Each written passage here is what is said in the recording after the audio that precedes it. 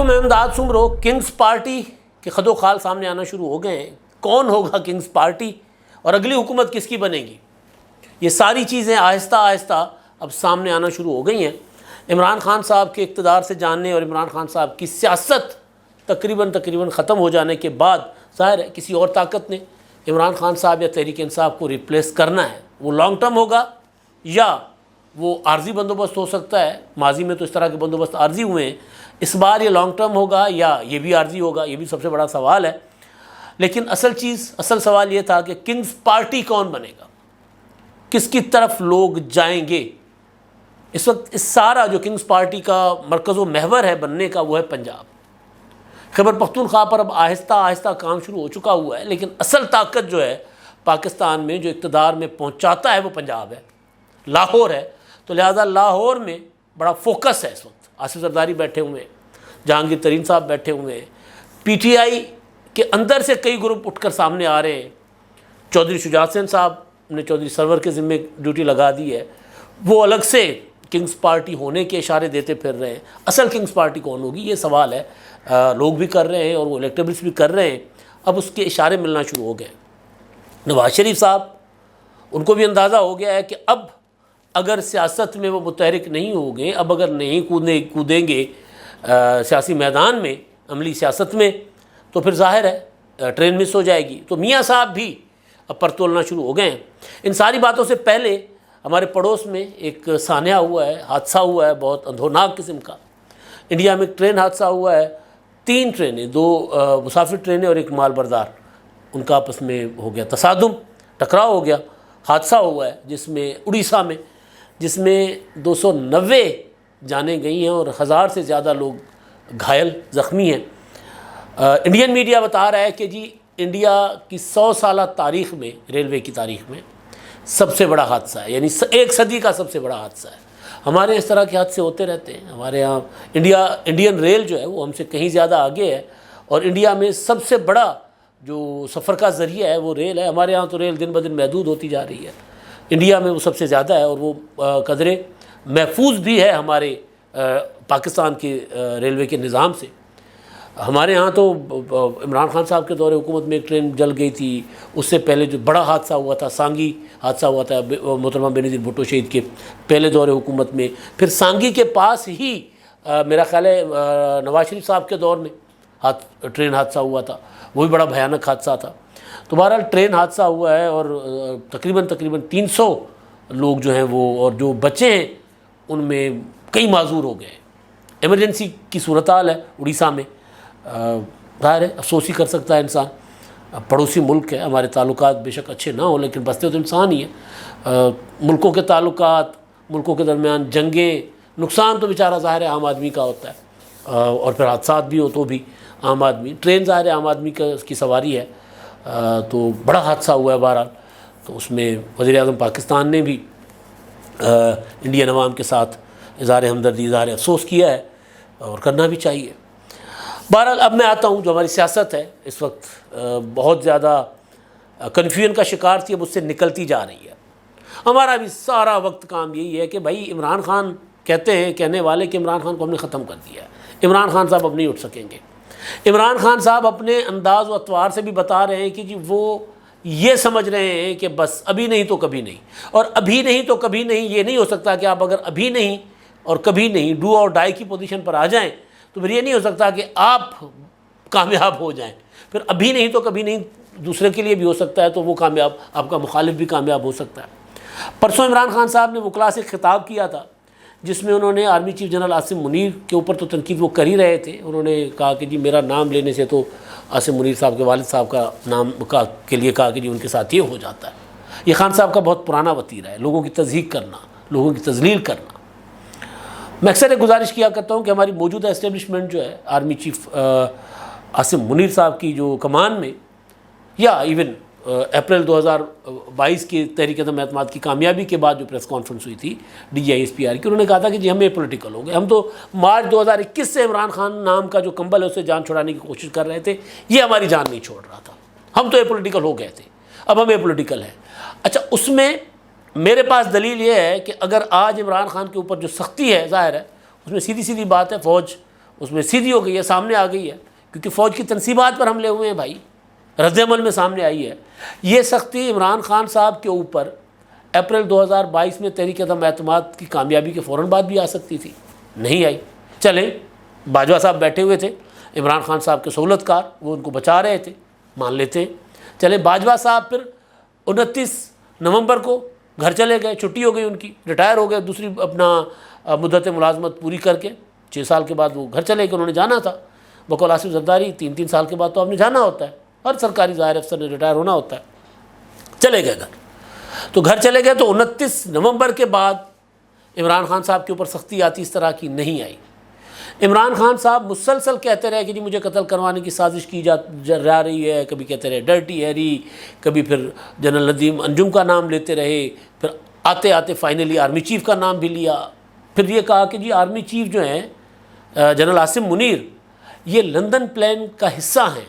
London plan کیا ہے کہ تحریک انصاف کو ختم کرنا ہے، عمران خان کو بالکل مٹا دینا ہے، یعنی قتل کر دینا ہے، نواز شریف کو واپس لے آنا ہے، یہ اس کا حصہ ہے، اور اس کے بدلے میں ان کو آرمی چیف لگایا گیا اس وعدے کے ساتھ کہ بدلے میں آپ یہ کرو گے، یعنی پی ٹی آئی کو ختم کرو گے، عمران خان کو ختم کرو گے اور نواز شریف کو واپس لے آؤ گے، یعنی سیدھا سیدھا الزام کہ جنرل عاصم منیر نے لی اپنا آرمی چیفی جو ہے وہ ان کنڈیشنز کے اوپر ہے۔ یہ عمران خان صاحب اس طرح کا الزام لگا رہے تھے، تب بھی کچھ نہیں کہا گیا عمران خان صاحب کو، تب بھی D G I S P R نے کبھی اس طرح کا ریئیکشن یا کبھی رد عمل، کوئی ایک آدھی چھوٹی موٹی پریس ریلیز آئی ہوگی، لیکن یہ والا جو کچھ ہوا ظاہر 9 مئی کے بعد ہوا ہے، اور 9 مئی جیسے واقعات، 9 مئی جیسے حملے کوئی ملک برداشت نہیں کر سکتا۔ تو پھر ظاہر ہے عمران خان صاحب کے لیے اب سوال اٹھ رہا ہے کہ عمران خان صاحب کی سیاست جو ہے کیا وہ انتہا پسند سیاست ہے، کیا وہ بائی دا بک پولیٹکس کر رہے ہیں، یعنی آئین کے اندر ایک پولیٹیکل پارٹی کی جو ڈیفینیشن ہے، پولیٹیکل پارٹیز ایکٹ کے اندر جو ڈیفینیشن ہے، کیا پی ٹی آئی اس کے اوپر پوری اترتی ہے؟ اگر نہیں اترتی تو پھر ظاہر ہے الطاف حسین بھی نہیں اتر رہے تھے تو پھر وہ بھی ہٹا دیے، وہ تو بیٹھے ہوئے نا لندن میں۔ تو بہرحال تو یہ ایک چیز نظر آ رہی ہے کہ عمران خان صاحب ڈو اور ڈائی کی طرف جا رہے ہیں۔ انہوں نے خود آبیل مجھے مار کیا ہے، دعوت دی ہے، جو فوج سیاست میں، سیاسی معاملات میں، یہ پکڑ دھکڑ میں اس طرح ملوث نہیں ہونا چاہ رہی تھی، عمران خان صاحب گھسیٹ کر لے کر آ گئے۔ ظاہر ہے فوج نے اگر اے پولیٹیکل ہونے کا اعلان کیا تھا تو میں نے پہلے دن کہا تھا کہ اس پر عمل کرتے کرتے سال لگ جائیں گے کہیں، ابھی بھی اندر ظاہر عادت ہوتی ہے، عناصر بیٹھے ہوتے ہیں جو سیاست میں مداخلت کریں گے، لیکن اگر ادارے کا فیصلہ ہے، آرمی چیف کا فیصلہ ہے تو فرق نظر آئے گا، 2% آتا ہے، 10% آتا ہے، 20% آتا ہے، وہ سلولی گریجولی معاملات اس طرف جائیں گے۔ خان صاحب نہیں اے پولیٹیکل ہونے دے رہے تھے، انہوں نے کہا تھا نیوٹرل جانور ہوتا ہے، انہوں نے کہا تھا کہ جی میرے ساتھ بیٹھو، مذاکرات کرو، آپ کو تاحیات ایکسٹینشن دیتا ہوں۔ پھر آرمی چیف کو کہا اپنا عاصم منیر کو کہ جی میرے ساتھ مذاکرات کرو، میرے ساتھ بیٹھو۔ تو بہرحال 9 مئی ہوا۔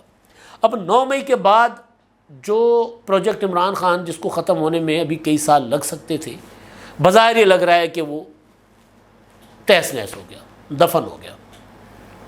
تو ظاہر ایک پولیٹیکل پارٹی اگر غیر فعال ہوتی ہے، ڈسمنٹل ہوتی ہے یا کر دی جاتی ہے، حالات کا جبر ہے نا۔ عمران خان اس وقت اپنے کیا کہتے ہیں ہٹ دھرمی، اپنے غیر سیاسی رویے، اپنی انتہا پسندی اور لالچ، حرص، ہوس کا شکار ہو کر عمران خان صاحب اس حالت پر پہنچے نا۔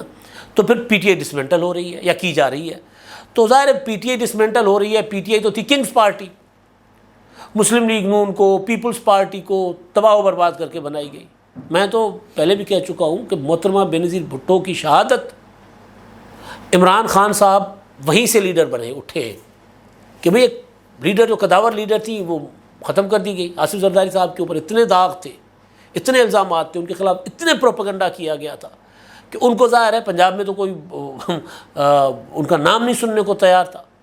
تو ایک نیا لیڈر بنانا تھا، محترمہ کی شہادت بھی اسی کا حصہ ہے، بہرحال نواز شریف کی نااہلی بھی اسی کا حصہ ہے، سارا کچھ کر کے عمران خان کو لیڈر بنایا گیا۔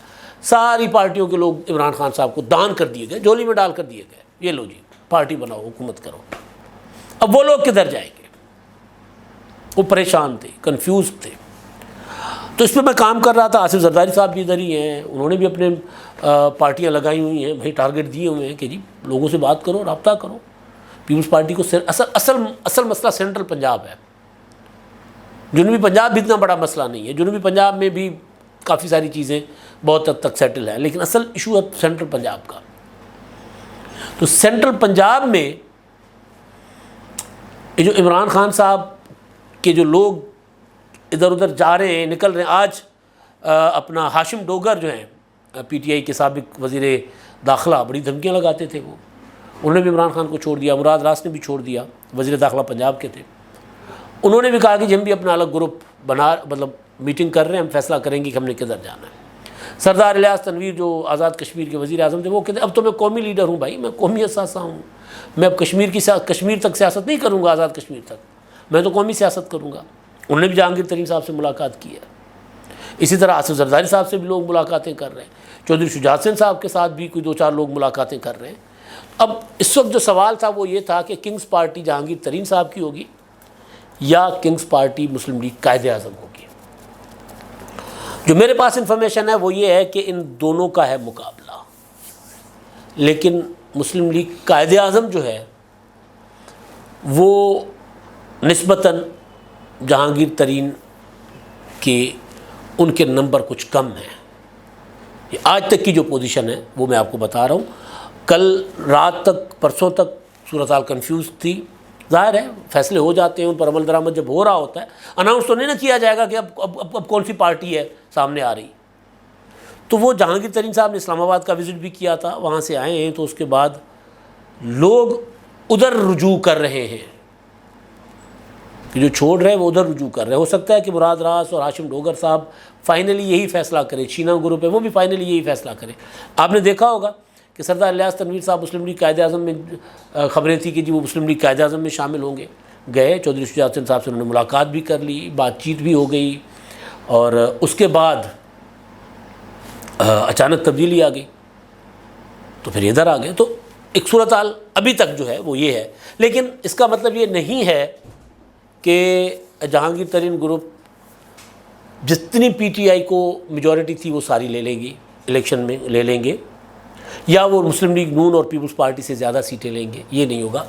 ایک تگڑا گروپ ہوگا جس کے بغیر اگلی حکومت ممکن نہیں ہوگی. اب سوال یہ ہے کہ اگلی حکومت کس کی ہو سکتی ہے. تھوڑا سا نظر دوڑاتے ہیں. اب نواز شریف صاحب نے یہ کیا ہے کہ ان کو اندازہ ہو گیا ہے کہ معاملات جو ہیں, کیونکہ اشارے مل رہے ہیں کہ انتخابات 2023 میں ہی ہوں گے, اکتوبر میں ہوتے ہیں, نومبر میں ہوتے ہیں, دسمبر میں ہوتے ہیں, ہونے 2023 میں اشارے ملنا شروع ہو گئے. اب لندن سے خبریں آ رہی ہیں کہ میاں صاحب نے, اس پر میں اگلے ولاگ میں ڈیٹیل سے بات کروں گا, کہ میاں صاحب نے اپنے وکلاء کو ڈیوٹی دے دی ہے کہ جی بسم اللہ کریں, ذرا میری پتہ شتہ کریں کہ یہ اب اپیل دائر کر لیں, نہ کریں اہلیت کی, اہلیت وہ جو تھی نااہلی کے خلاف, اور دوسرا یہ کہ جو واپس آ جاؤں تو گرفتار ہو کر جیل چلا جاؤں گا, یا ضمانت فوراً ہو جائے گی, یعنی جاتے ہی عدالت میں اسلام آباد ہائی کورٹ میں جو اپیل پڑی ہوئی ہے اس اپیل میں جا کر سرنڈر کروں گا کہ جی میں باہر گیا ہوا تھا, آ گیا ہوں علاج کروا کے, لہٰذا میری اپیل سنی جائے, ضمانت دی جائے. تو یہی ہوتا ہے, سزا معطل ہو جاتی ہے اور ضمانت ہو جاتی ہے. پھر 2-4 ہفتوں میں, کیونکہ مریم نواز صاحبہ اسی مقدمے میں بری ہو چکی ہیں, کو اکیوزڈ ہیں, تو نواز شریف صاحب بری ہو جائیں گے, اور اس کے بعد اہلیت والا معاملہ بھی ہو جائے گا. اگر اہلیت والا نہیں بھی ہوتا تو بری بھی ہو جاتے ہیں, اور اگر 2-4 جلسے کر بھی جاتے ہیں تو پنجاب سانبھ لیں گے وہ. تو پھر اصل چیز جو ہے وہ یہ کہ حکومت کس کی بنے گی. حکومت جو ہے وہ بظاہر یوں لگ رہا ہے کہ یہ حکومت جو 2023 میں انتخابات ہوتے ہیں, اگر ہوتے ہیں 2023 میں, اس کے بعد آگے جائیں گے تو سچویشن چینج ہو سکتی ہے. تو 2023 میں اگر انتخابات ہو جاتے ہیں تو پھر حکومت, قوی امکان یہ ہے کہ 2008 کی طرز کی حکومت بنے گی, People's Party lead coalition government. اس میں پھر پیپلز پارٹی بھی ہو, اس میں پھر جہانگیر ترین گروپ بھی ہو, اس میں پھر عمران خان سے اپوزیشن لینے کے چکر میں کہ عمران خان کو اپوزیشن نہیں ملنی چاہیے, پی ٹی آئی شاید اس طرح ڈسمنٹل نہ ہو, تو 2-4 ان کے پاس لوگ ہوں, تو ممکن ہے مسلم لیگ نون پریفر کرے کہ ہم اپوزیشن میں چلے جائیں. تو جہانگیر ترین گروپ, پیپلز پارٹی, متحدہ قومی موومنٹ, مولانا فضل الرحمان صاحب, یہ مل کر بنائیں حکومت, یا پھر یہ سارے گروپ اور مسلم لیگ نون یہ مل کر بنائے حکومت، پیپلز پارٹی جائے اپوزیشن میں. یہ ایک سینیریو بنتا ہوا نظر آ رہا ہے، کیونکہ اگر اپوزیشن میں کسی ایک بڑی جماعت کے علاوہ کوئی جماعت اپوزیشن میں ہوگی اور نہیں ہوگی، کوئی دونوں بڑی جماعتوں میں سے کوئی جماعت نہیں ہوگی اپوزیشن میں، تو عمران خان صاحب کو دوبارہ پنپنے کا موقع مل سکتا ہے. تو وہ موقع بھی نہیں دینا. پنجاب کا سوال ہے، پنجاب بھی اسی طرح کھچڑی پکے گی پہلی بار، جس طرح عمران خان کے دور میں بھی کھچڑی پکی ہوئی تھی نا، تو پنجاب بھی اسی طرح ہوگا. ہو سکتا ہے مسلم لیگ نون جو ہے وہ پنجاب لے لے اور کہ مرکز میں خیر ہے، مرکز نہ دے، مرکز پیپلز پارٹی کو دے دے. جہانگیر ترین گروپ، پیپلز پارٹی، مولانا صاحب، MQM، یہ سب مل کر ANP سب مل کر حکومت بنا لیں. تو صورتحال بڑی آہستہ آہستہ کھلتی جا رہی ہے. اب اصل جو ہے وہ کنگز پارٹی، وہ اشارے ملنا شروع ہو گئے ہیں، باتیں کھلنا شروع ہو جائیں گی. لوگ یہ جو اس وقت جو کنفیوز تھے الیکٹیبلز، ان سے جب رابطے ہوتے ہیں تو وہ یہ کہتے ہیں کہ جی ہمیں اب جہانگیر ترین سے ہی رجوع کرنا ہے، ہم نے ادھر جانا ہے. اسی وجہ سے اب جب یہ صورتحال کلیئر ہوگی تو پھر آپ دیکھیں گے کہ جہانگیر ترین کا جو گھر یا کوئی اور جو دفتر ہوگا ان کا جو بھی وہ بنائیں گے، اور پھر ان کا جہاز، وہ آپ کو اس میں آپ کو لوگ نظر آئیں گے. صورتحال کچھ دنوں کے اندر اندر کلیئر ہو جائے گی. اور عمران خان صاحب کا مسئلہ میں نے پہلے بھی بتایا تھا کہ جو مہینہ جون ہے اس میں فائنل ہو جانا ہے، نااہلی بھی، جیل بھی، میکسیمم 15 جولائی تک. اب تک کے لیے اتنا ہی. اللہ حافظ.